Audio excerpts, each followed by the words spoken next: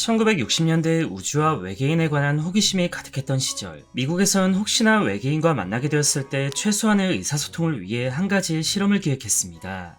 나사의 지원을 받아 진행한 이 실험의 내용은 돌고래에게 영어를 가르치는 것. 당시 사람들은 외계인과 맞서 싸우는 영화 같은 스토리보단 그들과 소통하고 함께 지내는 미래를 꿈꿨는데, 우연히 외계인을 만났을 때 소통 때문에 곤란해지는 상황을 막기 위해 이와 같은 예행 연습이 필요하다고 생각했습니다. 실험에 앞서 미국은 50년대부터 돌고래의 두뇌를 연구한 신경생리학자 존 릴리를 찾아가 그에게 책임자 역할을 맡겼는데요. 다른 동물도 아니고 굳이 돌고래인 이유는 다음과 같습니다.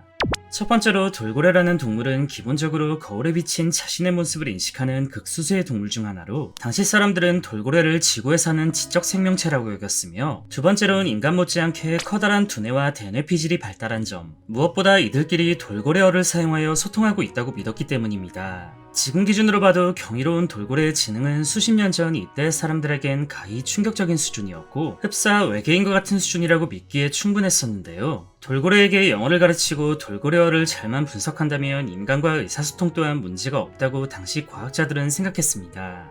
이후 1963년 버진 아일랜드의 세인트 토머스 섬 해안가에 시설을 구축한 이들은 본격적인 실험에 돌입하였는데, 1년 뒤인 1964년 마가렛 로버트라는 여성이 이 실험에 합류하며 앞으로 일어날 비극의 서막이 시작됩니다. 마가렛의 원래 직업은 돌고래 조련사로, 그녀는 그 어떤 사람보다도 돌고래라는 동물을 잘 이해하고 있었는데요. 마가렛이 담당하게 될 돌고래는 피터라는 이름의 수컷 돌고래였습니다. 처음 만난 이들은 이내 친해졌고 언어학습이라는 목표에 제법 빠르게 다가갔는데, 피터는 마가렛과 함께 지내며 인간의 언어를 익히기 시작했고, 어린아이들보다 더 빠른 습득 능력을 보여주며 관련 학자들을 열광하게 했습니다. 마가렛이 특정 단어를 말하면 피터는 정확하다고 하긴 애매하지만 그래도 얼추 비슷한 느낌의 억양으로 대답했는데요. 여기까지만 본다면 매우 순조로운 진행 상황.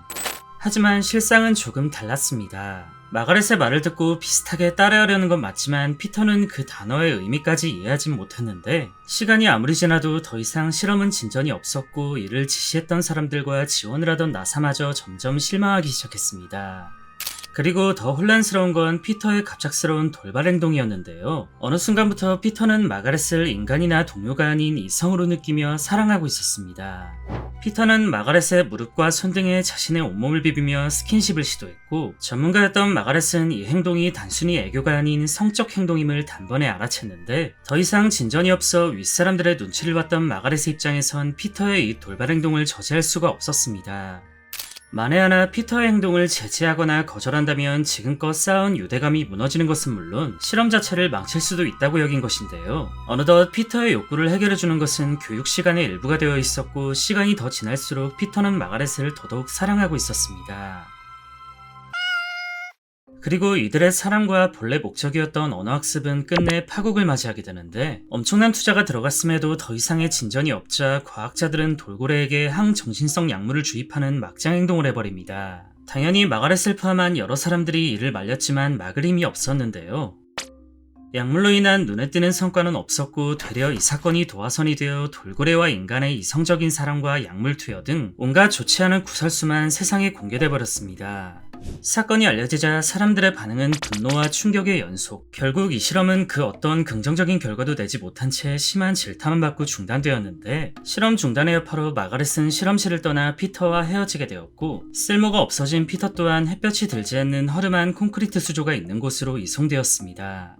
이후 마가렛과 헤어지고 상실감이 컸던 피터는 이송되고 몇 주 지나지 않아 수조 안에서 스스로 생을 마감했는데요. 당시 수의사 앤디 윌리엄스에 의하면 피터의 사망 원인은 상심, 포유류인 돌고래는 숨을 쉬려면 주기적으로 물 밖으로 나와야 하지만 어찌된 일인지 피터는 물 밖으로 나오는 걸 거부하고 물속에서 조용히 눈을 감았다고 합니다.